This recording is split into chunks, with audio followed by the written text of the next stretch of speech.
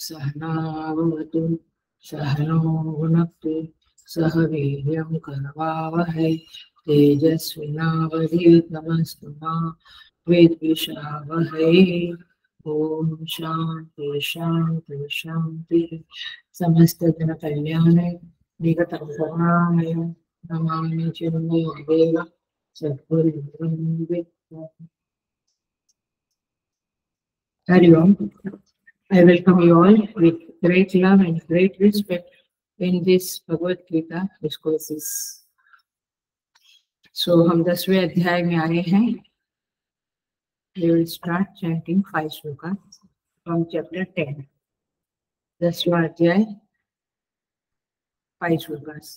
श्री भगवान उवाच भूय एव महाबाहो शृणु मे परमं वचः यत्तेऽहं प्रीयमाणाय वक्ष्यामि हितकाम्यया न मे विदुः सुरगणाः प्रभवं न महर्षयः अहमादिर्देवानां महर्षीणां च सर्वसः यो मामजमनादिं च वेत्ति लोकमहेश्वरम् असम्मूढः समर्थ्येषु सर्वपापै प्रमुच्यते बुद्धिर्ज्ञानमसम्मोहः क्षमा सत्यं दमः शमः सुखं दुःखं भवो भावः भयं चाभयमेव च अहिंसा समता तुष्टिः तपोदानं यशो यशः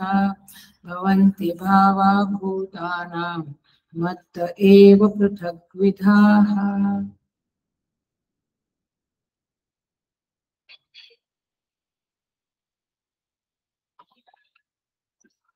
So, 10वां अध्याय विभूति योगः। यह विभूति योग है इसका नाम। इस अध्याय में परमेश्वर श्री कृष्ण पहले ही श्लोक में कहते हैं, ओपनिंग भगवान से है। भगवान कहते हैं भूय एव महाबाहो शृणु में परमं वचः। हे महाबाहो, हे अर्जुन, मेरे परम वचन को सुनो। यानी श्रेष्ठ के बारे में मैं बताऊंगा, वह सुनो। यत् ते अहम प्रियमाणाय, क्योंकि तुम मुझे बहुत प्रिय हो। वक्ष्यामि हितकाम्यया, इसीलिए तुम्हारा हित होवे, ऐसी हित कामना से अब मैं तुम्हें कुछ कहूंगा। सुप्रिय होना एक बात है, और प्रिय होने का फायदा ये है कि सामने वाला जिसके हम प्रिय है वो हमारी हित कामना करने लगता है। हम अपने पे देखें, जो हमें प्रिय है उसके बारे में हम सोचते हैं कि उसका कैसे भला होवे। सो इस तरह से परमेश्वर अर्जुन के संदर्भ में उसे हित कामना से परमं वचः कहेंगे। सुनिए क्या कहते हैं। सेकंड श्लोक में भगवान कहते हैं, ये हमने देख लिए हैं 3 श्लोक। न मे विदुः सुरगणाः प्रभवं न महर्षयः। भगवान कहते प्रभवम, मेरा जो उत्पत्ति है वह देवतागण अथवा महर्षि नहीं जानते हैं। अहम आदिर्हि देवानां महर्षीणां च सर्वसः। मैं देवर्षि, देवता लोग और महर्षि लोगों का आदि हूँ, माने उनसे भी पहले मैं हूँ, उनका मैं कारण हूँ, ऐसा भगवान कहते हैं। और इसीलिए कार्य कभी कारण को नहीं जान सकता है। सो इस तरह से सेकंड श्लोक में भगवान कहते हैं अपना श्रेष्ठ वचन क्या बोला अपने बारे में, मैं सबका आदि हूँ। ये भगवान ने अपनी बात बताई। तीसरे श्लोक में भगवान कहते हैं यो माम अजम अनादिम च वेत्ति। भगवान ने एक शब्द और डाला। भगवान ने कहा मैं अजम हूँ और अनादि हूँ, यह व्यक्ति लोक महेश्वरम, और मैं लोक महेश्वर हूँ। मैं अजम हूँ, अनादि हूँ और लोक महेश्वर हूँ। असम्मूढ़ समर्थ्येषु सर्व पापै प्रमुच्यते।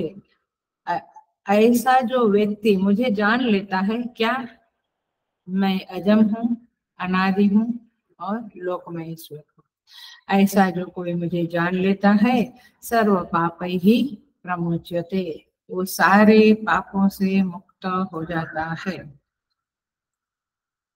इसके बाद हम देखेंगे, लोक महेश्वर शब्द नहीं देखा था, देखेंगे आज। इसके बाद 4 और 5 में भगवान अपने द्वारा 20 भावों की उत्पत्ति के बारे में बताते हैं। माने हमारे अंदर जो भाव है, भाव माने भावनाएं भी और पदार्थ भी, जो वस्तु है करके महसूस होती है उसे भाव कहते हैं। भाव माने होना, भू माने होना, बी बिकम, बीइंग एटसेट्रा। सो क्या है वे?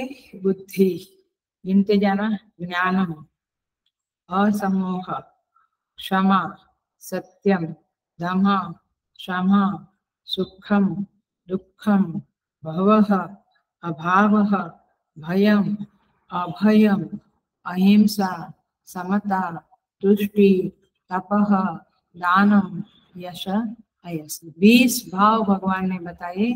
क्या कहते हैं भगवान? भवन्ति भावा भूतानां मत्त एव पृथग्विधाः। भगवान कहते हैं ये इस तरह से, ये प्राणियों के भूतानां भावाः, प्राणियों के नाना प्रकार के भाव, मत्त एव, मेरे द्वारा ही उत्पन्न होते हैं, माने उस सब का कारण मैं हूँ, ऐसा भगवान यहाँ पे बताते हैं। हम देखेंगे लोक महेश्वर शब्द को, और फिर ये पूरे के पूरे 20 जो भाव बताए हैं उसके बारे में हम बताएंगे। वेरी वेरी इंटरेस्टिंग है, और हमारे अंदर का खजाना खोल रहे हैं भगवान। सो देखते हैं। सो भगवान कहते हैं तीसरे मंत्र में, तीसरे श्लोक में, यो माम अजम व्यक्ति। अजम का अर्थ है न उत्पद्यमानम। भाष्यकार कहते हैं जो उत्पद्यमान माने नहीं है, माने जिसकी उत्पत्ति हो ही नहीं सकती है, जन्म हो ही नहीं सकता है, अर्थात जो सदा है, कुछ चीज पहले से है ही है तो उत्पत्ति की बात ही नहीं आती, वो स्वतः सिद्ध है। स्वतः सिद्ध चिन्मय अस्तित्व इससे कारण न विद्यते। अजम शब्द का क्या अर्थ कहा? जिसका कारण नहीं है। हमारा जन्म होता है क्यों? हमारे माता पिता के कारण, इन अ वे। सो अथवा हमारे कर्म के कारण, माता पिता निमित्त है, कर्म के कारण, अज्ञान के कारण। तो परमात्मा स्वतः सिद्ध है, उनके होने का कोई कारण नहीं है। मैंने वो त्रिकाले अपि तिष्ठति, तीनों काल में सदा है, भूत वर्तमान भविष्य। तो दूसरा क्वालिटी बताते हैं, कैरेक्टरिस्टिक, यस्य आदि न विद्यते, माने भगवान कैसे हैं? अजम अनादि। अनादि माने इसका आदि, आदि माने, आदि माने बिगिनिंग। हम कहते हैं ना इसका आदि वहां है, अंत यहाँ है ना। तो आदि माने बिगिनिंग, अनादि माने जिसकी बिगिनिंग नहीं है, बिगिनिंग लेस। सो यस्य आदि न विद्यते। सो अभिप्राय यह है, वह सत्ता जिसका कोई कारण नहीं है। परमात्मा के पहले काल नाम की चीज भी नहीं थी। माने ये जो काल है, जो हमें खा जाता है अथवा हमारे ऊपर शासन करता है, वह काल नाम की चीज भी परमात्मा के पहले नहीं थी, बाद में।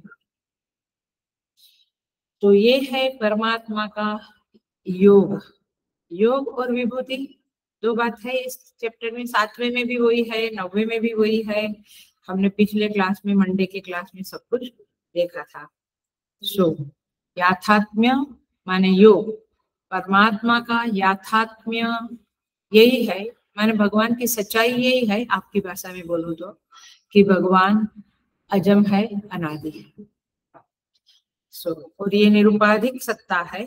उपाधि वाली सत्ता में तो राम कृष्ण बन के आते हैं, निरुपाधिक सत्ता में भगवान कैसे हैं? अजम है, अनादि है। तो ये बात भगवान ने कही योग के संदर्भ में।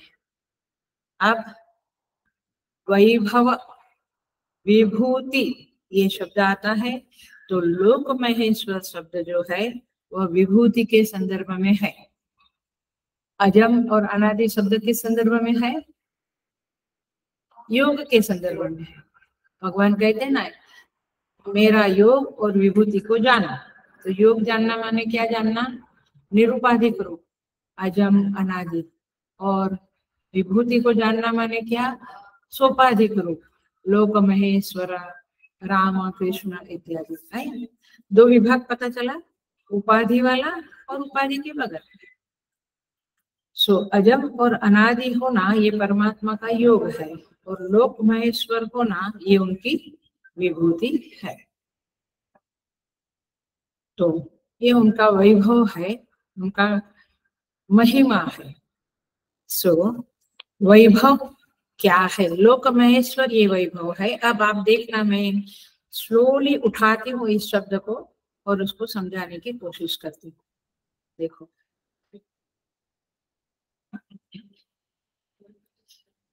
हम कर्म करते हैं, हम कर्म करते हैं, तो फिर हमें कर्मफल दाता की जरूरत है। अंतःकरण है हमारे पास, तो अंतर्यामी की आवश्यकता है। कर्ता है कोई, तो महाकर्ता अवश्य होना चाहिए। हम प्रार्थना करते हैं, तो प्रार्थना से द्रवित होने वाला अवश्य होना चाहिए। माने एक कर्म के संदर्भ में, प्रार्थना के संदर्भ में, कर्ता के संदर्भ में कोई तो समष्टि कारण होना चाहिए, बड़ा होना चाहिए। तो दुष्प्रवृत्ति करता है कोई, तो काल होना चाहिए जो उसे दंड देवे, नहीं तो दुनिया कैसे चलेगी? है आगे देखेंगे। ये कौन है? कर्म फलदाता, महाकर्ता, महाकाल, ये है लोक महा ईश्वर। क्योंकि संसार में भी हम किसी को ईश्वर कहते हैं, बड़े बड़े संतों को, या ऐसे हम कहते हैं कि ईश्वर के समान है, लेकिन ये महा ईश्वर है और लोकों का ईश्वर है। तो लोक का नाम महा ईश्वर है, तो इसे महालोक महेश्वर कहते हैं। अब समझ में आया? हम भगवान शिव को भी महेश्वर कहते हैं, लेकिन अब समझ में आया महाईश्वर। महाईश्वर माने हम कर्म करते हैं तो कर्म फलदाता, माने हम संदर्भ सापेक्ष उनका नाम पड़ जाता है। संदर्भ सापेक्ष उन्हें विभूति कहा जाता है। मैंने पिछले क्लास में विभूति शब्द समझाया था, याद है? यदि ज्ञान के सहित आपके पास योग का माने परमात्मा के स्वरूप का ज्ञान है और फिर आप विभूति को देखते हैं, तो फिर क्या होता है? वो विभूति मिथ्या रूप में आपको दिखती है। लेकिन ज्ञान नहीं है और आप विभूति को देखते हैं तो कैसे दिखते? वाह, ये पेड़ बढ़िया है, ये बादल, ये आकाश, ये समुद्र बढ़िया है। तो मैंने आपकी क्या है? उसमें सत्यत्व बुद्धि है। क्यों? क्योंकि आपको योग का ज्ञान नहीं है, आपको परमात्मा के स्वरूप का ज्ञान नहीं है, तो आप सब कुछ सत्य मानते हैं।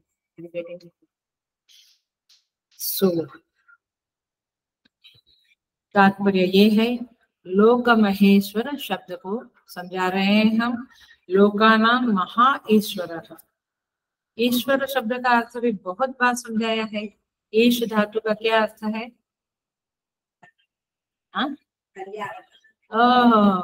ईश माने शासन करना, ईशावास्य से चल रहा है। ईश माने शासन करना। ईशा शब्द कई बार लड़कियों का नाम रहता है, तो ईशा माने जिसके द्वारा शासन होता है। तो ईशा, ईश शब्द का है शासन करना, और ईश्वर शब्द का क्या अर्थ है? ईश्वर, वर माने श्रेष्ठ, जो शासन करने वालों में श्रेष्ठ है, तो वो ईश्वर है। आया, यहाँ पे शासन करने वाले को चार मुंडे ने आके कर दिया उसका कचुम्बर, तो उसका ईश्वरत्व गया। लेकिन वो कौन है? ईश्वर, सारे शासन करने वालों में श्रेष्ठ है, और इसलिए उसे कहते हैं ईश्वर। लेकिन यहाँ पे शब्द दिया महा ईश्वर, महेश्वर, तो आप समझो कि वे कौन है? ये परमात्मा जिनको आप मोर पंख वाला, बांसुरी वाला कहते हैं, वो भयंकर है, वो बहुत बड़ा शासक है। राम के पिता को भी उन्होंने नहीं छोड़ा। राम जो ईश्वर स्वरूप है, उनके पिता दशरथ को भी उस सवन को बाण मारा था तो फल दे दिया।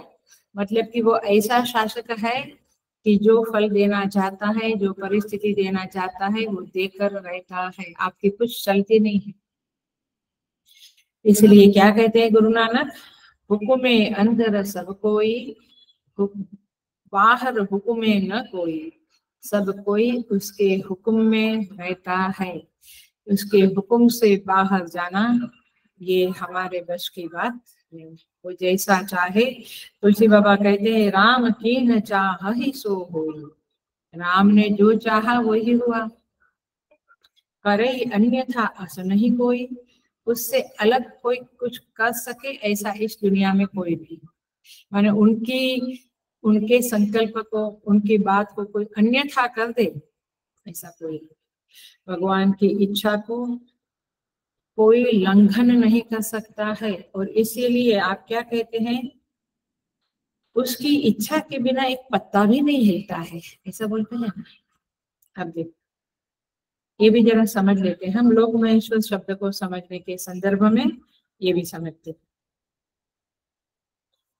पत्ता जो हिलता है, हम कहते भगवान की इच्छा के बिना नहीं, तो भगवान तो आके हिलाता नहीं है प्रत्यक्ष खड़ा होकर। हिलाता कौन है? हवा। बट हवा को कौन हिलाता है?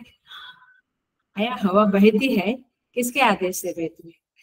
भय से आता है ना, ना वायु, माने सब वायु अग्नि सब कुछ उसके भय से दौड़ते हैं। मृत्यु धावति पंचम, तो हवा को भी वो हिलाता है। तो ऐसे सोचने पर हम कारण में जाएंगे तो परमात्मा मालूम पड़ेगा। माने सब कुछ उसके प्लान से, उसकी इच्छा से होता है, ये हम समझ ले रहे। फिर हमारे कर्म का क्या रोल है? हमारे कर्म का इतना ही रोल है कि हम जो कर्म करते हैं, अच्छा कर्म का फल सुख, बुरे कर्म का फल दुख होता है। That's it.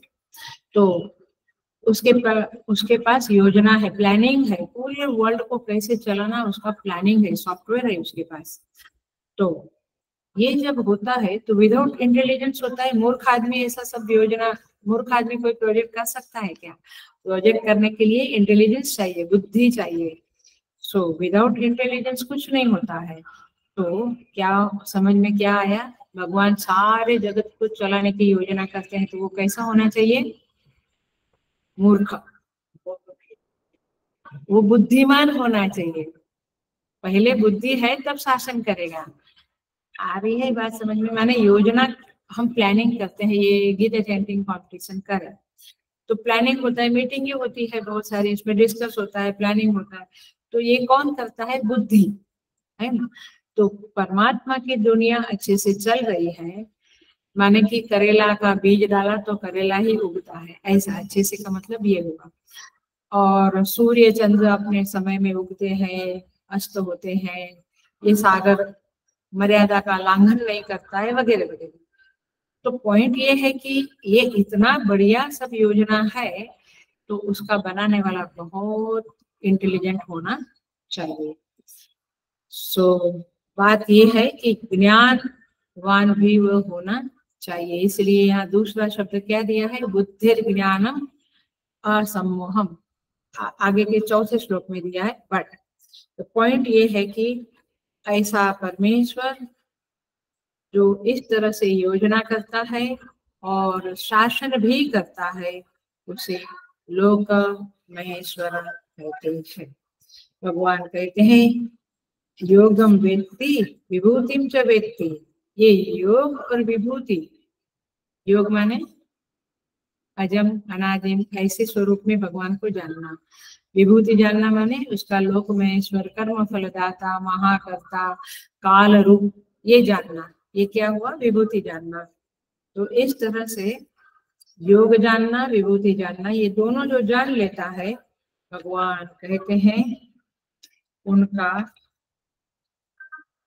सर्व पापैः प्रमुच्यते। वह व्यक्ति सारे पापों से मुक्त हो जाता है।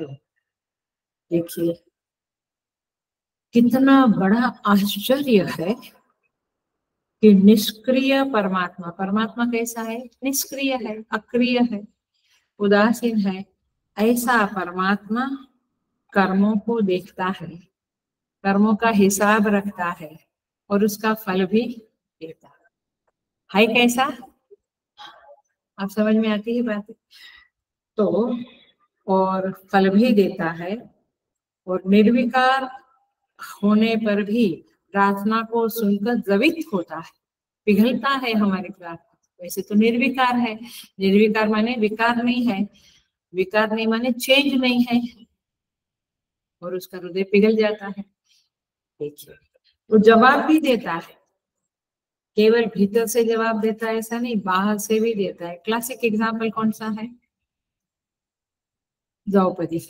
देखो हारी नहीं, वो भीतर से ठाड़स बनाया, हिम्मत दिया और बाहर से साड़ी भी दिया, प्रोवाइड किया। मतलब कि ये परमात्मा आश्चर्यजनक, परमात्मा के बारे में बोलना भी आश्चर्यवत पश्यति कश्चिदेनम, सेकंड चैप्टर में आया ना। ये परमात्मा आश्चर्यवत है, अनिर्वचनीय है। आश्चर्यवत माने अनिर्वचनीय है, सारे तर्कों को तोड़ फोड़ देता है। सो यहाँ पे कहना ये चाहते हैं कि आप योग को जानो और विभूति को ना जानो, अथवा विभूति को जानो योग को ना जानो, ये नहीं चलेगा। आपको दोनों को जानना पड़ेगा। सो और वह व्यक्ति सर्व पापैः प्रमुच्यते, सारे पापों से छूट जाएगा। भाष्यकार कहते हैं मति पूर्वम अमति पूर्व कृतैः, माने जानते हुए कर्म किया पाप या अनजाने में किया पाप, सब तरह के पाप मिट जाते हैं। कैसे? वेत्ति, जानने मात्र से, very very very very very important word है वेत्ति। जानने मात्र से कुछ करना नहीं है। अच्छा कुछ करना नहीं, आइया तो हम करेंगे, करो। क्या मेन क्या चाहिए? बुद्धि। अब बुद्धि के बिना कुछ होगा नहीं। सो ऐसा व्यक्ति को भगवान श्री कृष्ण ने असम्मूढ़ कहा है। मूढ़ माने क्या? अक्कल बगर का हम कहते, विपरीत बुद्धि वाला, बुद्धि नहीं है। सम्मूढ़ अच्छी तरह से मूढ़ है, वो छोटा मोटा मूढ़ नहीं है, अच्छे से मूढ़ है। और फिर असम्मूढ़ माने बिल्कुल मूढ़ नहीं है, अ माने नहीं। सो निष्पाप होने का फल क्या हुआ? असम्मूढ़। इसलिए भगवान कहते हैं जन्म कर्म च मे दिव्यम एवं यो वेत्ति तत्वतः, चौथा अध्याय, त्यक्त्वा देहं पुनर्जन्म नैति मामेति सोऽर्जुन। भगवान कहते हैं जो मेरे जन्म कर्म को जान लेता है, मैंने मेरे योग और विभूति को जान लेता है, उसे पुनः जन्म नहीं मिलता है। तो क्या हुआ? मूल व्यक्ति माने ज्ञान, जानना। ज्ञान ही वह चीज है, hello pay attention to this words, this one sentence is very important. ज्ञान ही वह चीज है, जिस वह साधन है जिससे हम आत्यंतिक निष्पाप हो सकते हैं, कंप्लीटली निष्पाप। अनघ, अघ माने पाप, अनघ माने निष्पाप। हम कंप्लीटली निष्पाप होने का एक ही साधन है। सो एक है निर्गुण निरपेक्ष निरुपाधिक स्वरूप, वह है योग, और एक है सगुण सापेक्ष सोपाधिक स्वरूप, वह है विभूति। पकड़ लिया दो बात। तो भगवान के दो रूप है और वो निष्क्रिय होते हुए भी कृपा करता है, साड़ी को बढ़ा देता है द्रौपदी के संदर्भ में, और दुर्वासा के संदर्भ में अभोक्ता होने पर भी एक तांदुल, क्या बोलते एक भाजी का पत्ता खा लिया और सारे लोगों को पेट भर गया। तो अभोक्ता है लेकिन भोग किया और सबका पेट भर गया। शिष्यों की और दुर्वासा की तृप्ति हो गई। ये विचित्र लीला है परमात्मा की, इसलिए हमने उसे जान लिया, ये कहना बहुत हिम्मत मांगता है। सो यहाँ पे इस तरह से भगवान ने कह दिया कि मैं, मेरे योग और विभूति को जो जानता है वो निष्पाप हो जाता है, क्योंकि मैं कैसा हूँ, अजम अनादि और लोक महेश्वर हूँ। अब देखो चौथे श्लोक में प्रवेश करते हैं।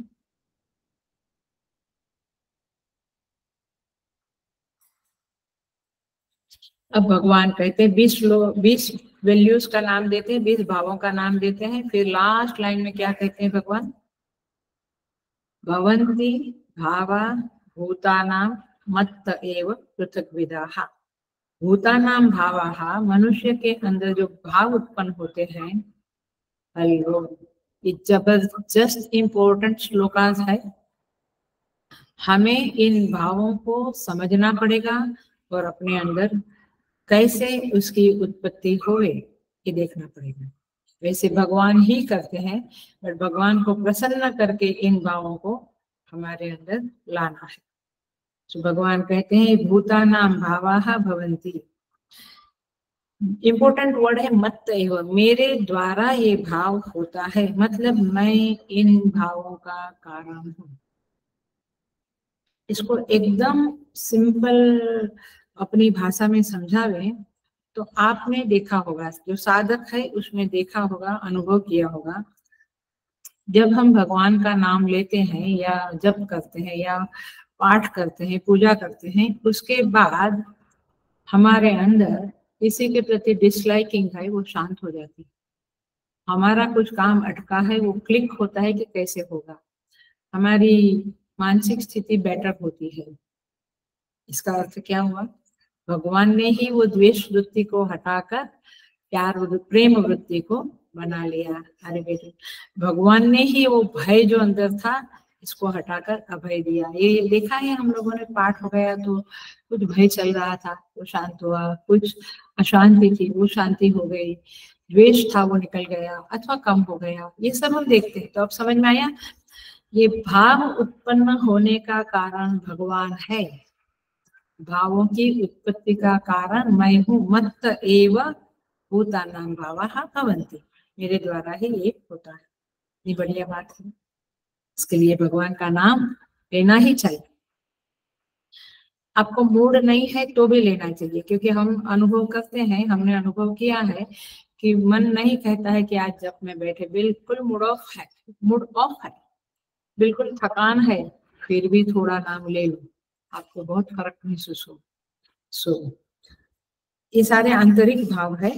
भाव का अर्थ है पदार्थ, भाव माने पदार्थ अथवा वह वस्तु जिसे है करके महसूस करते हैं। तो ये है 20 भाव, हमने एक बार बोल दिया, बुद्धि, ज्ञान, असमोह एटसेट्रा। वैसे तो अंतःकरण में असंख्य भाव होते हैं, खाली 20 होते हैं ऐसा नहीं है, बहुत सारे भाव होते हैं। बट भगवान ने इन 20 भावों को चर्चा का विषय बनाया है। तो आइए हम एक एक भाव को देखकर, थोड़ा थोड़ा नहीं तो एक एक ऐसा भाव है कि एक क्लास लेगा तो 20 क्लास लेगा। और ये बातें आगे 16वें अध्याय में, 17वें 13वें अध्याय में ऐसे आती रहेगी, ये वैल्यूज देखते रहेंगे हम।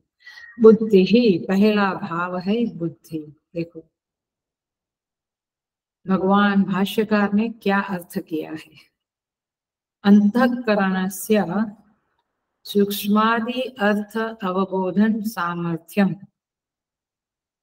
क्या कहा, अंतःकरण का सूक्ष्म पदार्थों को जानने की सामर्थ्य। क्या बोला, जो सूक्ष्म पदार्थ जैसे आत्मा, आपको समझता नहीं है। जैसे अंतःकरण वो भी सूक्ष्म है। जो सूक्ष्म साइंस में काफी मंगल माने ग्रह मंगल वगैरह उपग्रह, फिर पूरा वो साइंस, ये सब सूक्ष्म पदार्थ है। तो सूक्ष्म के सूक्ष्म अर्थों को समझने की जो ताकत है, जो सामर्थ्य है, उसे क्या कहेंगे? बुद्धि। हम क्या समझते थे? बुद्धि माने सीधा तत्वबोध का, निश्चयात्मिका बुद्धि ही। वो कौन अर्थ में है कि निश्चय करने वाले को करने वाली बुद्धि होती है, गलत काम करने वाले की भी बुद्धि होती है, वो भी गलत निश्चय करता है। तो ये एक कौन सेंस में ये डेफिनेशन है? हायर सेंस में क्या है? अंतःकरणस्य सूक्ष्मादि अर्थ अवबोधन सामर्थ्यम। पकड़ लेना इस बात को, पकड़ा? उस सामर्थ्य को बुद्धि कहते हैं। ये सामर्थ्य का अनुभव सबको होता है, सब लोग, आप भी कोशिश करते हैं, हम भी कोशिश करते हैं। ये भगवान क्या कह रहे हैं यहाँ पे, थोड़ा समझे इसके अर्थ को। उपनिषद हम समझने की कोशिश करते हैं, तो ये समझने की कोशिश करते हुए जो सामर्थ्य हमारे पास होती है, किसके द्वारा आप समझने की कोशिश करते हैं? बुद्धि के द्वारा। तो मैंने बुद्धि में जो सामर्थ्य है उसे बुद्धि कहते हैं। तो सूक्ष्म से सूक्ष्म विषय को जानने में जब हम समर्थ होते हैं तो कहेंगे कि इसकी बुद्धि बड़ी शार्प है, बड़ी शुद्ध बुद्धि है। तो ये है बुद्धि। बुद्धि का, अब देखो बुद्धि के संदर्भ में और एक बात, बुद्धि माने बुद्धि का उपयोग करने से जो चीज उत्पन्न होती उसे ज्ञान कहते हैं। क्या बोला? बुद्धि का उपयोग किया, फिर जो उत्पन्न हुआ वो ज्ञान। मैंने आपने सूक्ष्म से सूक्ष्म अर्थ को समझने की कोशिश की, बुद्धि के द्वारा एनालिसिस किया, विवेचन किया, डिस्क्रिमिनेशन करने की कोशिश की, और फिर जो उत्पन्न हुआ उसे क्या कहेंगे? ज्ञान। Now I am decided that I will do this and I will not do this, है। सो ये है बुद्धि और ज्ञान में फर्क। माने ज्ञान क्या है? अवबोधन को ज्ञान कहते हैं। अवबोध हो गया, मुझे बोध हो गया, वो क्या है? ज्ञान। और अवबोधन की सामर्थ्य को बुद्धि कहते हैं। यही बात। एक है मेरी शक्ति और एक है मेरा कर्म, फर्क पड़ा ना? ऐसे अवबोध जो हो गया उसे ज्ञान कहेंगे। अवबोध, बोध माने ज्ञान, बोध माने ज्ञान शब्द फेमस है। अवबोध माने ज्ञान। तो अवबोधन माने ज्ञान, और अवबोधन की सामर्थ्य जो है वो बुद्धि। I know it's little this thing, but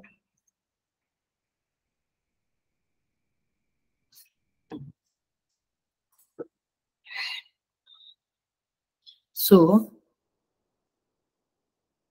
अब देखो, अब बुद्धि सब श्रेष्ठ बुद्धि किसकी है?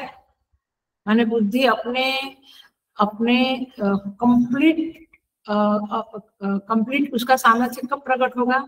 जब आप आत्मा को जानेंगे, क्योंकि आत्मा बहुत सूक्ष्माति सूक्ष्म कलिलस्य मध्य, सूक्ष्म से भी सूक्ष्म है। ऐसी आत्मा को जानने की सामर्थ्य जिस बुद्धि के पास है वो बुद्धिमान कहलाएगा, हम नहीं। सो आया हम बुद्धिमान, हम दुनिया में इसको बुद्धिमान, मेरा बेटा बड़ा बुद्धिमान, ये सुन के तो मैं समझती हूँ कि चलो ठीक है, लेकिन बुद्धिमान का अर्थ तो यही है। तो श्रेष्ठ बुद्धिमान कौन है? जहाँ आत्मा का अवबोधन हो जावे, तब उसका फुल फैक्ट, क्या बोलेंगे, अपनी फुल कैपेसिटी में बुद्धि प्रकट हुई, ऐसा है। सो बुद्धि का फंक्शन क्या है? बाय द वे, आत्मा का ज्ञान होता है, कैसे होता है? अज्ञान की निवृत्ति से होता है। ये चिंतन की प्रणाली का है। अज्ञान की निवृत्ति होने से पदार्थ का ज्ञान होता है। तो बुद्धि की लड़ाई किसके साथ है? किसके साथ होनी चाहिए अथवा होती है? अज्ञान के साथ। बुद्धि का फंक्शन कब शुरू होता है? जब कहीं पर अज्ञान है तो हम अपनी बुद्धि लड़ाते हैं और कहते हैं कि व्हाट इज दिस, ये मुझे समझता नहीं है, तब बुद्धि लड़ाते हैं। तो बुद्धि का दुश्मन कौन है? अज्ञान। आया? तो अब किसी और से बुद्धि का कोई लेना देना नहीं, अज्ञान से बुद्धि का लेना देना है। और सौभाग्य की बात है कि अज्ञान हमारा परम दुश्मन है, और इसलिए बुद्धि को डेवलप करना हमारा परम कर्तव्य है। बुद्धि खाली बैंगन बनाओ, उनकी भाजी की, भिंडी की भाजी बनाओ, उसका फिर एनालिसिस करो, ये उसको लाइक डिसलाइक, पचता है नहीं डाइजेस्ट, ओ भगवान, उसी में आपकी बुद्धि चलती है। अथवा कपड़े में दिस एंड दैट, नहीं ये फ्लावर वाज इधर से उधर रखना चाहिए, ये टीवी हर हर महीने 2 महीने में घर का अरेंजमेंट बदलना, ये बुद्धि वाला मामला नहीं। सो प्रधान शत्रु है अज्ञान और प्रधान योद्धा है बुद्धि, और इसी की जो लड़ाई है उसी को साधना कहते हैं, है ना। साधना आखिर में क्या है, 5 माला कर दिया, वो साधना नहीं है, वो साधना का एक स्वरूप है, बट वो गौण है। मुख्य क्या है, अज्ञान रूपी शत्रु को शार्प बुद्धि के द्वारा, शुद्ध बुद्धि के द्वारा खत्म करना, ये है साधना।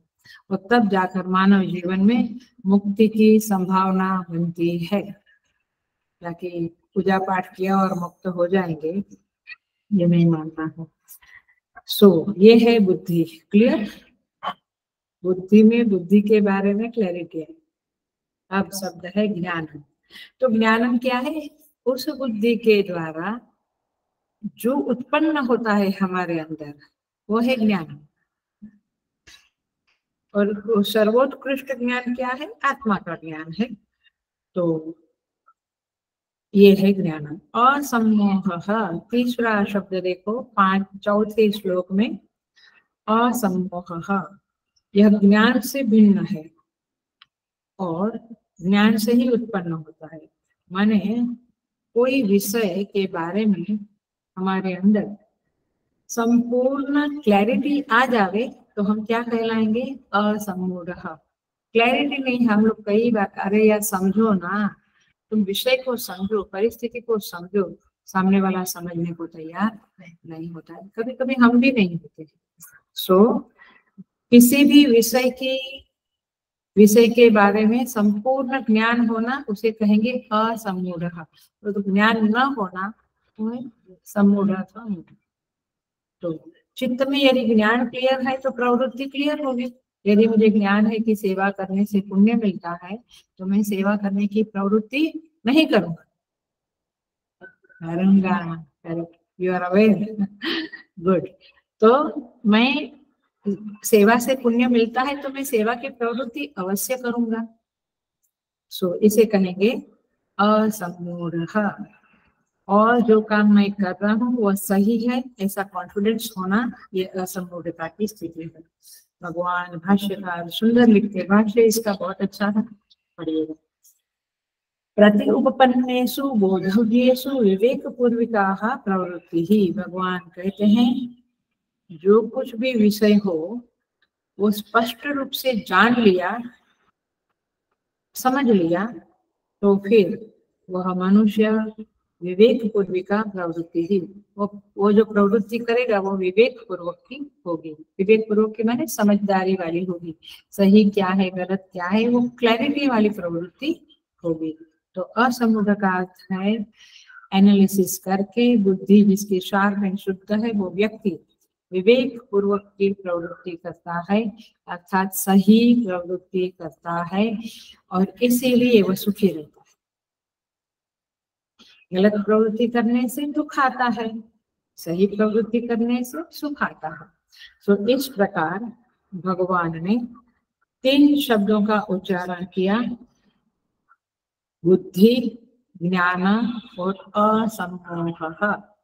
ये 3 भाव जो है ये ज्ञान संबंधी है। असम्मूढ़ माने क्लैरिटी, क्लैरिटी माने ज्ञान। तो बुद्धि, ज्ञान, असम्मूढ़, ये 3 शब्द क्या है, ज्ञान के संदर्भ में। अभी कितने बचे, 17 बचे। ये 17 भाव जो है ये भावना संबंधी है। भावना, आप देखो, आई एम नॉट इमोशनल। अरे भाई, इमोशनल होना आप किस सेंस में समझते हो? तो देखो, इमोशनल होना माने भावुक होना, माने भावना होना, ये अच्छी बात है। लेकिन किस तरह की भावना होना, ये देखो भाष्यकार बताते हैं, पहली भावना बताई, 17 भावना है, क्षमा वगैरह से लेके पहली भावना है क्षमा। ये क्वालिटी है, ये गुण है हमारे अंदर।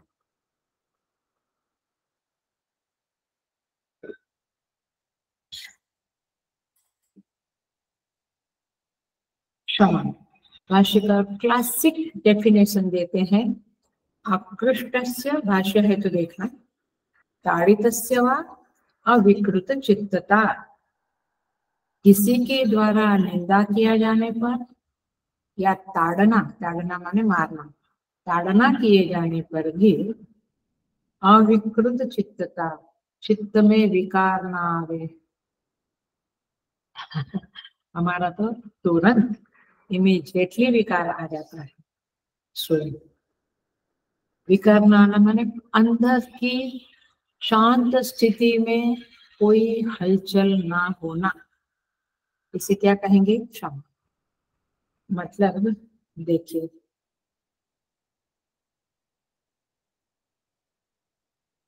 संदर्भ में क्षमा माने छोड़ देना, अरे जाने दो, उसने तुझे तेरे बारे में ये बोला, छोड़ दो, जाने दो, ऐसे कहने वाले भी लोग हैं, तो छोड़ दिया, चित्त में विकार नहीं हुआ।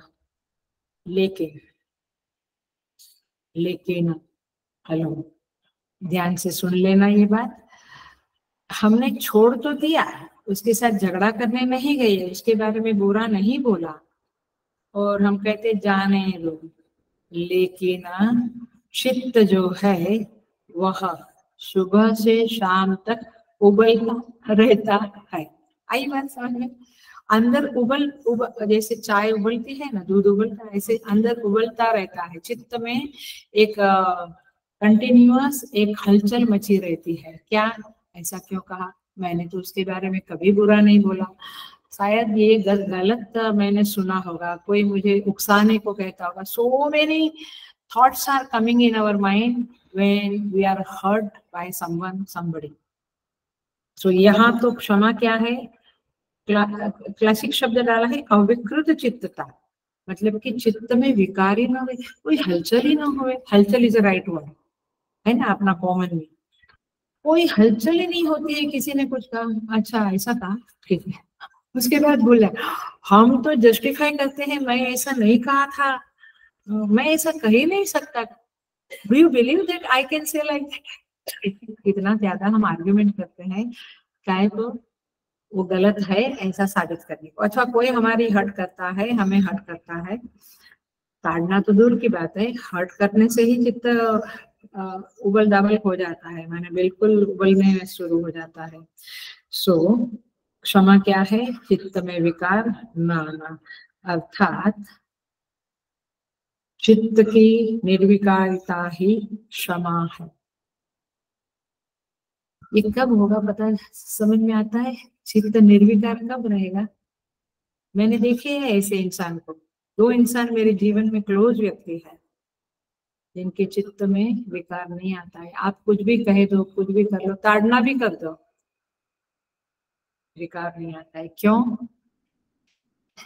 क्योंकि उनका चित्त उनके भगवान में जुड़ा हुआ है। Are you getting? हमारा चित्त भगवान में नहीं जुड़ा है, इसलिए इधर उबाल शुरू होता है।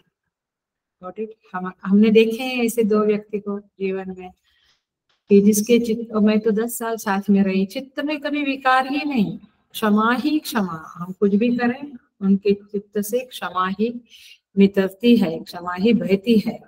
सो अब देखो, मूल बात है चित्त में विकार ही नहीं, तो फिर क्षमा वाली बात ही कहाँ आई? कोई विकार ही नहीं आता है तो अपने आप क्षमा हो जाती है। ऐसा चित्त, सबल चित्त हम प्राप्त करें, ऐसी प्रभु की इच्छा है, तब जाकर हम भगवान के प्यारे अर्थात भगवान के प्रिय भक्त बन सकते हैं, अन्यथा नहीं। मैंने 5 माला, सॉरी, ये 5 माला किया, उसका मैंने अभी 10 माला कर दिया, उससे कोई भगवान के प्रिय बन सकेंगे? Not necessary, no guarantee. So निर्विकार चित्त, इसका उदाहरण है, एग्जाम्पल है एक पिता अपने छोटे पुत्र के साथ खेल रहा है, कोई गेम है, कैरम है या चेस है या माने चेस तो नहीं बट और कोई गेम खेल रहे हैं। अब हार गया, बच्चा हार गया, तो उसको बड़ा गुस्सा आया, और गुस्सा आया तो पिताजी को अपने छोटे छोटे हाथों से मारने लगा। तो पिताजी क्या करेंगे, उसके ऊपर क्रोध करेंगे, क्षमा करेंगे? मैंने वो बोलेंगे ठीक है, मैंने ही जस्ट एंजॉयस। तो तात्पर्य ये है कि उसके चित्त में कोई विकार नहीं आता है, अरे ये मुझे मारता है, थोड़ा बड़ा होने दो, या कल मैं उसको मारूं, कुछ नहीं होता। अब एकदम इम्पोर्टेंट पॉइंट बोलने जा रही हूँ, लिखना है तो लिख लेना, क्योंकि गलत फहमियों में तो हम एक्सपर्ट होते हैं। देखिए, अभिप्राय यह है, आइडियल क्षमा, फॉरगिवनेस, आदर्श क्षमा नहीं तो स्वामी तेजमानंद जी बड़ा फनी एग्जांपल देते हैं। एक दो फ्रेंड थे, एक फ्रेंड ने गलती की तो फिर बाद में थोड़ा सॉरी वॉरी बोल दिया, तो दूसरे फ्रेंड ने बोला अच्छा चलो मैं तुम्हें क्षमा करता हूँ। फिर दूसरे दिन वापस वो बोलता है, देख तेरे को याद है ना मैंने तेरे को क्षमा किया था, देख तेरे को याद है ना मैंने तेरे को क्षमा। What is this? माने आप क्षमा के भूत को माथे पे लेकर घूमते हो, ये क्षमा नहीं है। सो तात्पर्य ये है, आदर्श क्षमा ऐसा ही होता है ना। हम लोग बोलते हैं, पहले भी तो 2-4 बार बताया, मैं कुछ बोला था क्या, अभी हद हो गई तभी मैं बोलता हूँ। माने आपकी क्षमा इतनी फ्रेजाइल है कि आप तभी क्षमा किया, अभी भी क्षमा नहीं कर सकते हैं। देखिए हमारी क्षमा का हमारे अंदर कैसा रूप बनता जाता है।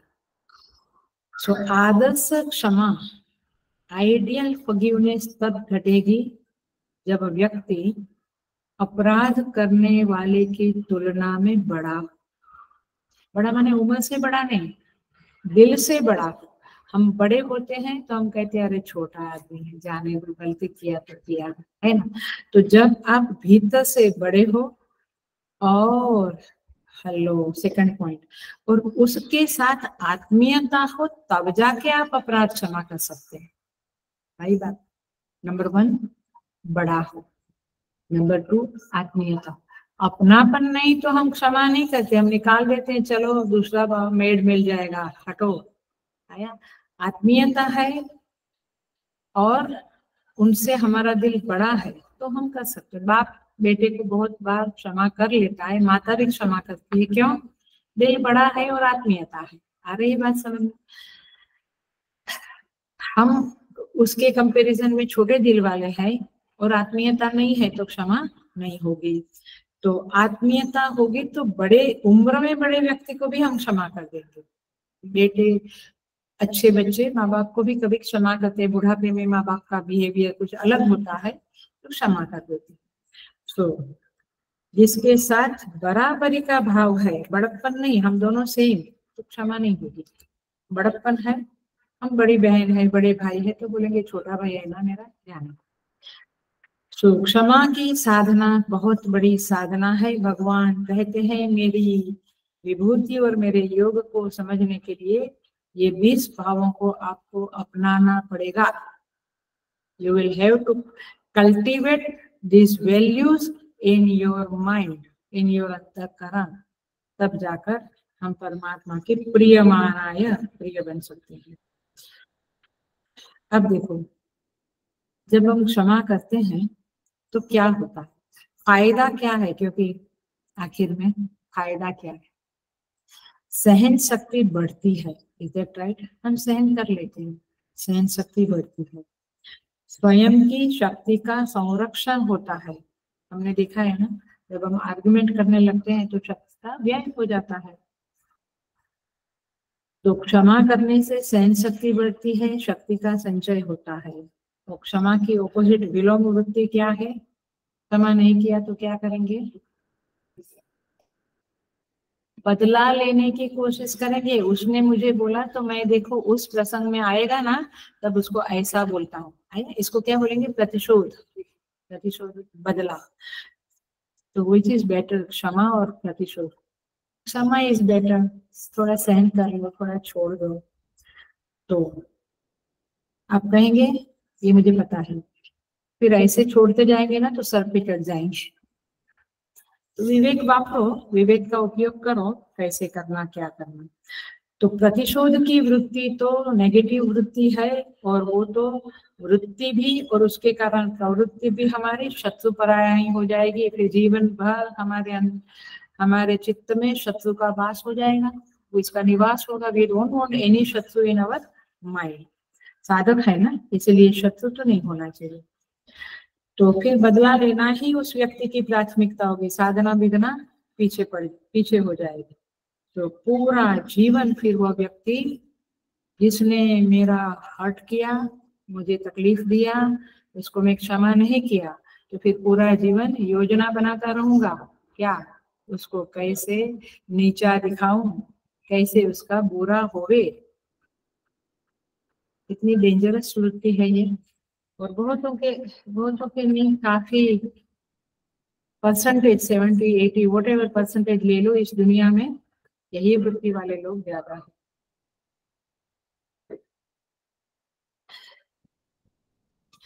इस तरह से क्षमा एक बहुत बड़ा लाभ है क्षमा का। इससे लोगों के साथ निकटता भी बढ़ती है। जब क्षमा नहीं देते तो सबसे हम अलग थलग हो जाएंगे, nobody will be my friend then.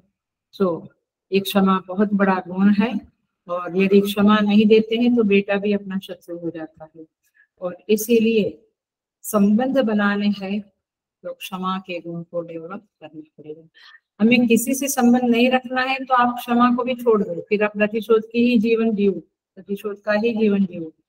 और संबंध नहीं बना, कोई आत्मीय नहीं बना, तो अकेला जीना मुश्किल होता है, बहुत मुश्किल होता है, पागल हो जाता है आदमी।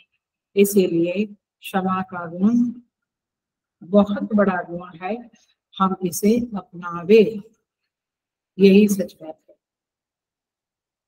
आगे का देखते हैं। सत्यम, फिफ्थ वैल्यू। पहली क्या थी? बुद्धि, फिर ज्ञानम, फिर असंभव, फिर क्षमा, अब पांचवी सत्य। 20 है, हाँ कितना होगा उतना क्या। सत्य जो है, ऐसे तो हमने वेदांत में देखी है डेफिनेशन, विकाल अपि तिष्ठति इति सत्, जो तीनों काल में रहता है उसे सत्य कहेंगे। लेकिन देखिए यहाँ पे सत्य की डेफिनेशन भगवान भाष्यकार कहते हैं यद रूपेण, ये नई नहीं है, पहले बताई है बट फिर से बता। यद रूपेण यद निश्चितम तद रूपेण तद न व्यभिचरति इति सत्यम। एक बार जिस चीज का एक डिसीजन ले लिया कि ये ऐसा है, उसके बाद वह वस्तु बदलती नहीं है, तो उसे सत्यम कहेंगे। मुझे बताओ इस दुनिया में क्या चीज ऐसी है?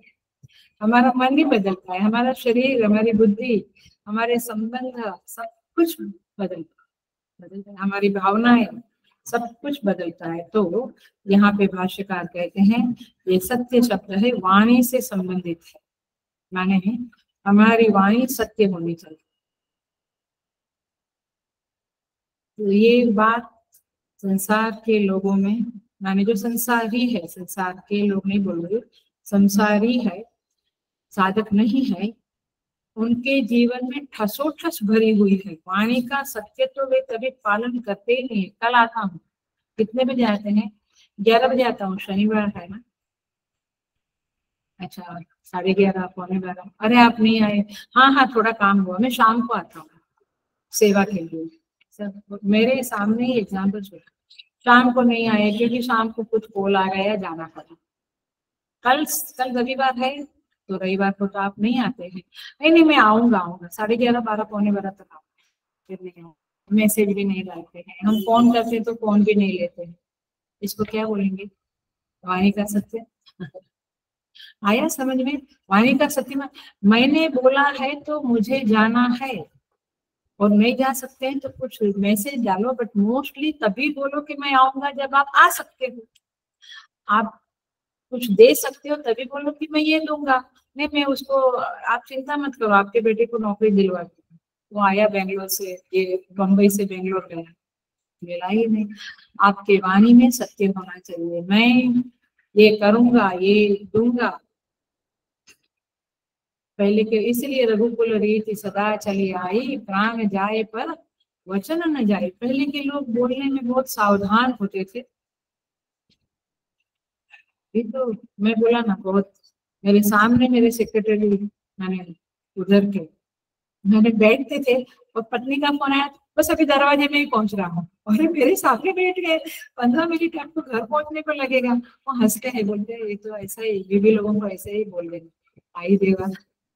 और हमें लगता है कि हे भगवान, ये तो वाणी का असत्य हो गया। लेकिन दुनिया में most of the people don't care for speaking the truth. Akhandanand ji Maharaj कहते थे, जब वाणी का सत्य नहीं संभाल सकते हो, परमात्मा रूपी सत्य को कैसे संभालोगे। ये वाक्य मेरे अंदर घुस गया है। और भगवान की दया है कि पेरेंट्स लोग भी हमें सत्य बोलने के लिए मार देते थे, यानी डोंट फॉरवर्ड देते होते है ना, झूठ कैसे बोल सकते हैं। तो वो वैल्यू सिस्टम पड़ती है। आजकल के parents don't bother about, they bother about उनको कराटे आता है कि नहीं, दे बॉदर अबाउट उनको भांगड़ा आता है कि नहीं, they don't bother about value system मेरे बच्चे में कितना गया है। और वैल्यू सिस्टम जावे, इसलिए बाल विहार क्लास इज अ मस्ट। मैं बार बार बोलती हूँ, इज अ मस्ट। सो तात्पर्य ये है, सत्यम शब्द का अर्थ ये है वाणी का सत्य। देखो हेलो, बिल्कुल इम्पोर्टेंट, बहुत इम्पोर्टेंट बात कहने जा रही हूँ, जो हम सब लोग बहुत गलती करते हैं। इस बात को ध्यान से सुनिए। भाष्यकार कहते हैं, जो सुना है, जो देखा है, जिसका अनुभव किया है, उसे, जो सुना, जो देखा, जो अनुभव किया, उसे वैसा का वैसा दूसरे को सुनाना, ये वाणी का सत्य है। दूसरे की बुद्धि में वही बात पहुंचाए, उसे सत्यवाणी सत्य कहते हैं, अथवा वाणी का सत्य कहते हैं। जनरली क्या होता है समझ में आया, उसमें मिर्च मसाला डाल के ही बोलते हैं, या उसको कम करके बोलते हैं। किसी का बड़प्पन है, कोई प्रशंसा वाली बात है, तो हम थोड़ा सा बोल देते हैं, हाँ उन्होंने बहुत अच्छा गाया, बट एग्जैक्टली सत्य नहीं बोलते। अथवा किसी का कुछ है, तो किसी ने झूठ बोला, गलत काम किया, तो उसके अंदर मिर्च मसाला डाल के बोलते। ये ह्यूमन बीइंग का टेंडेंसी है। ये फिर ऐसा नहीं बोलना, व्यवहार में तो ऐसा ही करना पड़ता है। तो टेल लाइक इट, वाणी का सत्य तो हम लोग संभाल ही सकते हैं। और इसलिए जितना हो सके कम ही बात करो ना, वाई मोबाइल लेके बैठ जाना, इधर उधर की बातें ज्यादा करना। तो जब हम अपने अनुभव को दूसरे की बुद्धि में संक्रमित करना चाहते हैं, तब जैसा सुना, जैसा देखा, जैसा अनुभव किया, वैसा ही बताना, तब वह सत्य कहलाएगा। ब्यूटीफुल है ना। कितनी चीजें हैं जो गीता जी हमें सिखाती है। गीता माता हमें संवरने के लिए, सुधारने के लिए, हमें शोभायमान, ब्यूटीफुल बनाने के लिए आदेश देती रहती है, और इसे हमें पालन करना ही चाहिए। तो ये है वाणी का सत्य। आगे बढ़ते हैं। दमा वेरी इजी, तत्वबोध में आता है, साधन चतुष्टय के अंदर आता है। दम माने चक्षुरादि बाह्य इंद्रिय निग्रह, ऐसा भगवान शंकराचार्य भी तत्वबोध में कहते हैं। तात्पर्य क्या है, बाहर की इंद्रियों का कंट्रोल करना, माने देखना, सुनना, चखना, बोलना, स्पर्श करना। देखना, सुनना, स्पर्श करना, शब्द स्पर्श रूप रस गंध चखना और गंध लेना। और इंद्रियों, बाह्य इंद्रिय में कर्मेंद्रिय भी आई, वाक पानी पाठ वायु उपस्थ। तो ये सारी इंद्रियां, बोलना, कर्म करना, देखना, ये सब चीजें, सुनना, सुनते रहते, टीवी चालू है, आया, अरे अंत तो करो उसका। सो तात्पर्य ये है कि इंद्रियों के ऊपर से खाना सबसे बड़ी बात है, खाने पे कंट्रोल होना। तो ये दम है, जितनी आवश्यकता है उतना खावे, उतना चलना फिरना, उतना बोलना, उतना सुनना, उतना व्यवहार करना, ये क्या है, सो उसके लिए क्या उपाय है? देखो, संत लोग, आचार्य लोग हमें कहते हैं, उपाय बताते हैं, ध्यान से सुना, ये भी बहुत बड़ी वैल्यू है, इससे हमारा जीवन निखरता है। हमें रोज रात को 10-15 मिनट आत्मनिरीक्षण करना है। हमें तो टाइम मिला कि टीवी चालू, आत्मनिरीक्षण करते रहना पड़ता है। क्या कि हमने किसी के साथ बात की, कुछ देखा, कुछ सुना, वह ठीक था या कम था या ज्यादा था? तो व्यवहार का निरीक्षण करने से अपनी गलती अपने को दिखेगी। अरे फालतू का हम 10 मिनट वेस्ट किया, उसके साथ आर्गुमेंट नहीं करते तो चलता था। ये सोचना कि बेहतर व्यवहार हमारा कैसे हो सकता है, रोज आत्मनिरीक्षण करने के बाद वह गलतियों को हम सुधारने के लिए तैयार हो जाते हैं। देन वी डिसाइड कि कल ऐसा नहीं होने दूंगा, ऐसा प्रयास करूंगा, कम बोलने का, कम फालतू टीवी नहीं देखने का, इत्यादि। तो क्या हो जाएगा, वो डिसीजन आया तो नेक्स्ट डे प्रयास होगा, फिर और गलती की और नेक्स्ट डे, ऐसा करते करते 6-12 महीने में ये दम नाम की क्वालिटी हमारे अंदर उत्पन्न होगी। भगवान क्या कहते हैं, ये मेरे द्वारा उत्पन्न होते हैं। क्षमा, आगे की क्वालिटी 6 नंबर, 7 नंबर, दमा 6 नंबर था, क्षमा 7 नंबर। मनोनिग्रह, मन का कंट्रोल, माने अंतःकरण का कंट्रोल।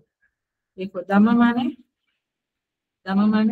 इंद्रियों का कंट्रोल, क्षमा माने मन का कंट्रोल। आई बात पकड़ा? एक अंदर का कंट्रोल है, एक बाहर का। जैसे मैंने कहा कि हमने क्षमा तो दिया, कर दिया किसी को, लेकिन अंदर उबलते रहे, तो ये तो मनोनिग्रह नहीं होगा।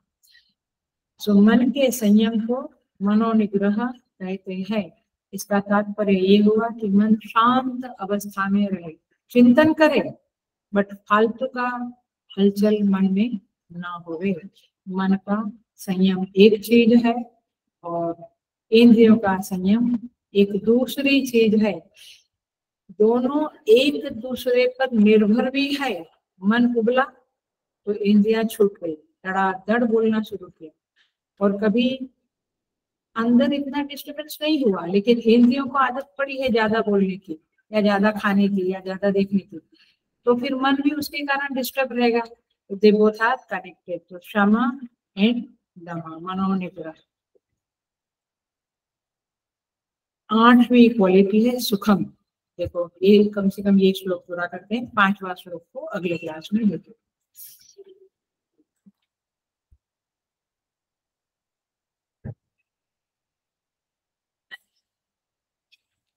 सुखम, सुख क्या है? अंतःकरण की प्रसन्नता वृत्ति को सुख कहेंगे। प्रसन्नता की वृत्ति है। प्रसन्नता कब आएगी? प्रसन्नता हमारे चित्त में आवे, मन प्रसाद सौम्यत्वम, ये क्वालिटीज है। ये प्रसाद हमारे अंदर कब आएगा?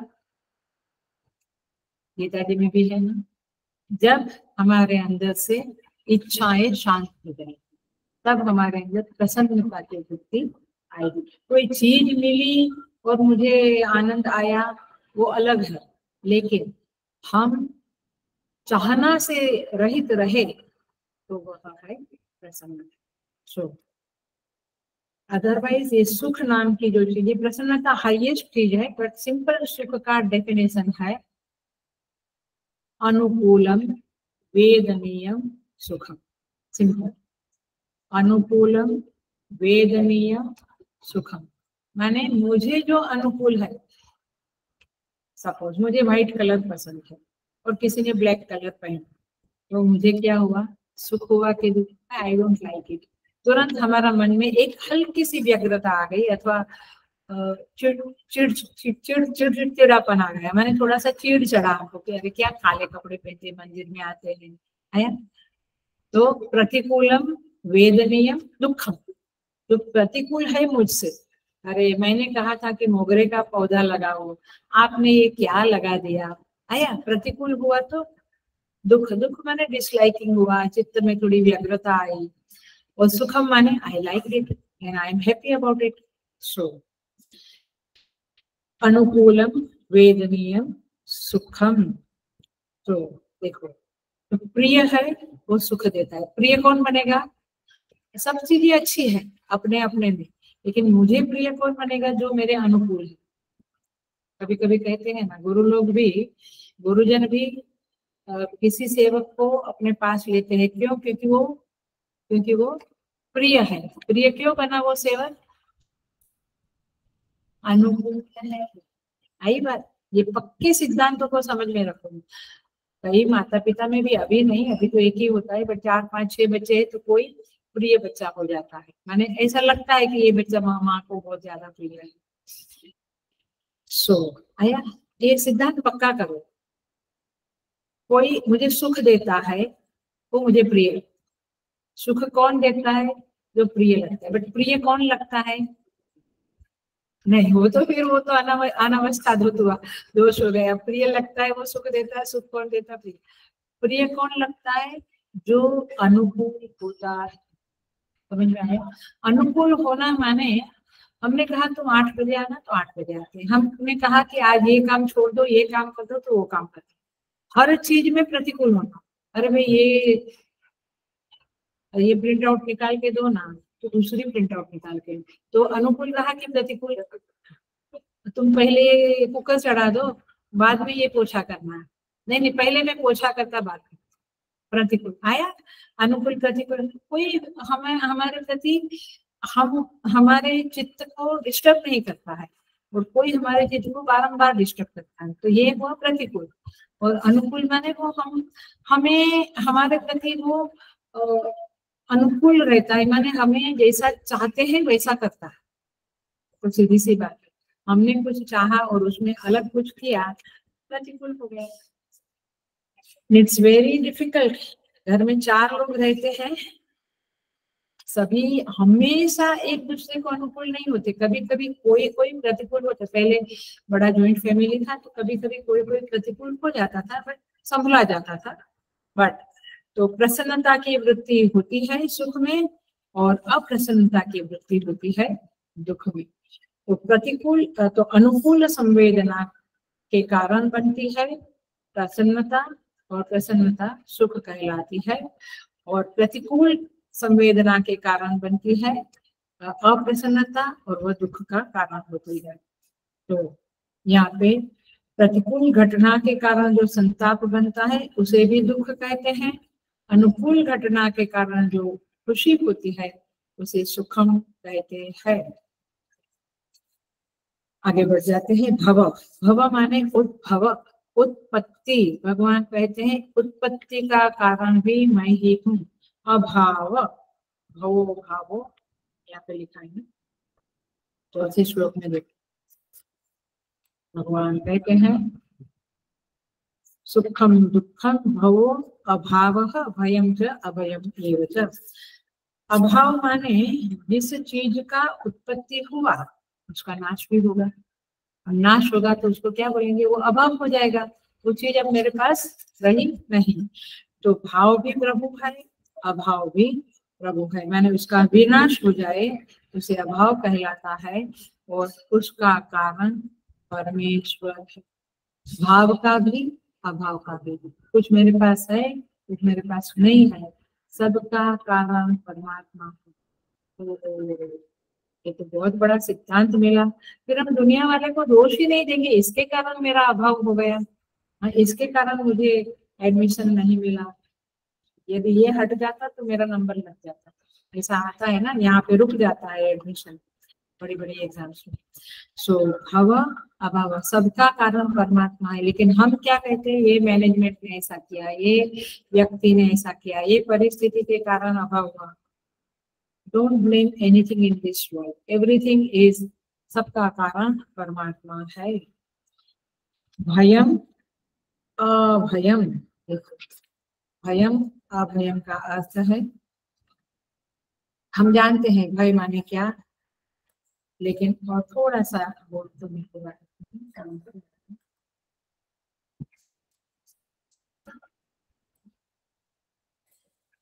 भय की डेफिनेशन देती हूँ। अनिष्ट प्राप्ति की आशंका। अनिष्ट, इष्ट माने मुझे जो प्रिय है, अनिष्ट माने जो मुझे प्रिय नहीं है, वो कुछ हो जाएगा है, उसकी आशंका आपको भय देती है। आई लव समबडी एंड वो मुझसे, वो मृत्यु हो जाएगी उसकी, वो उससे दूर हो जाएगा, तो उसकी आशंका जो है उसे क्या, उससे क्या उत्पन्न होगा, भय उत्पन्न। एक तो ये है। दूसरा, उस अनिष्ट जो आने वाला है ऐसा मुझे लगता है, खास करके मृत्यु इत्यादि का डर बहुत रहता है, बीमारियों का डर रहता है। सो उस अनिष्ट की प्राप्ति रोक पाने में हेलो अपनी असमर्थता का बोध हो, तब भय की उत्पत्ति होती है। यानी क्या, कुछ अनिष्ट होने वाला है बट मैं उसको रोक नहीं पाता हूँ, तब मुझे क्या लगता है, भय। अनिष्ट होने वाला है, अच्छा कार का एक्सीडेंट होने वाला है या हो गया, या ऐसा उधर मत जाना, पता नहीं क्या हो जाएगा, तो डर है।